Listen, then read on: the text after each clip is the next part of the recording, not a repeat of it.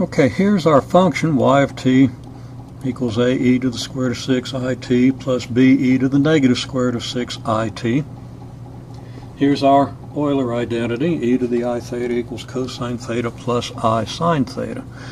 What does this identity tell us about this solution? It tells us that e to the square root of 6it is going to be the cosine of the square root of 6t plus I sine of the square root of 6t. And b e to the negative square root of 6it is going to be b multiplied by the cosine of negative square root of 6t plus I times the sine of negative square root of 6t. Now the even-odd properties of the cosine and the sine tell us that this is going to be a times the cosine of the square root of 6t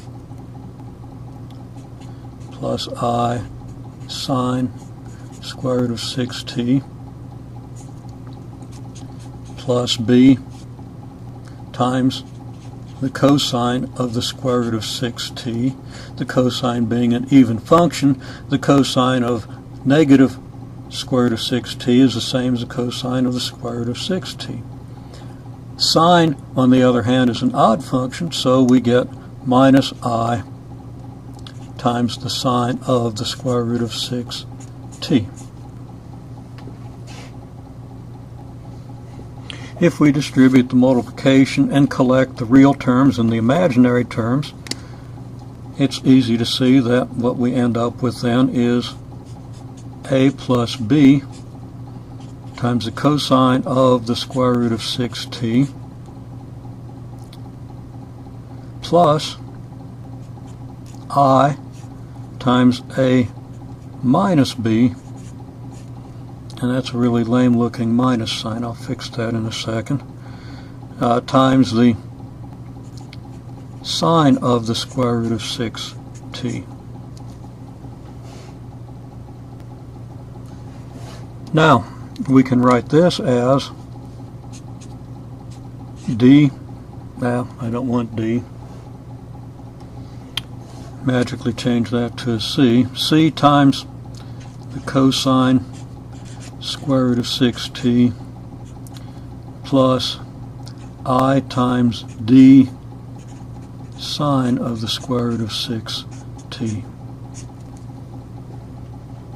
where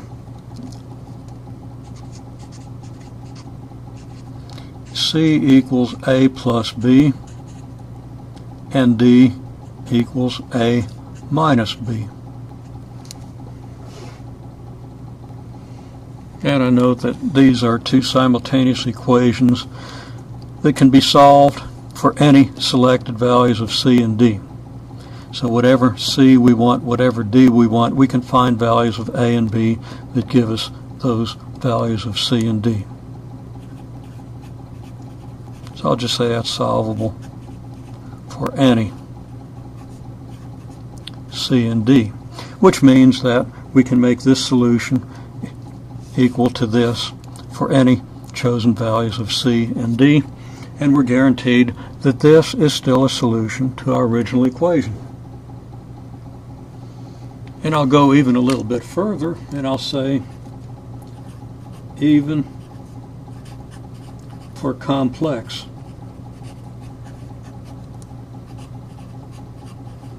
values of c and d. In other words, c and d could be any complex numbers. The a and b that would give us those complex numbers are probably complex numbers themselves. In any case, our conclusion is that this is a solution to our original equation, which was y double prime equals negative 6y. Okay, this equation has this solution where c and d can be any complex numbers whatsoever. We haven't talked about how to interpret these solutions if C and D are complex numbers, but we acknowledge that this is the case. If these are complex numbers, it doesn't matter. If I plug this back into this equation, everything works out. We get an identity. The left-hand side is going to equal the right-hand side. The real part of the left-hand side is going to equal the real part of the right-hand side. The imaginary part of the left-hand side is going to equal the imaginary part of the right-hand side. You don't need to understand the implications of that right now. Just store away the fact that it's so. We'll get to the implications shortly.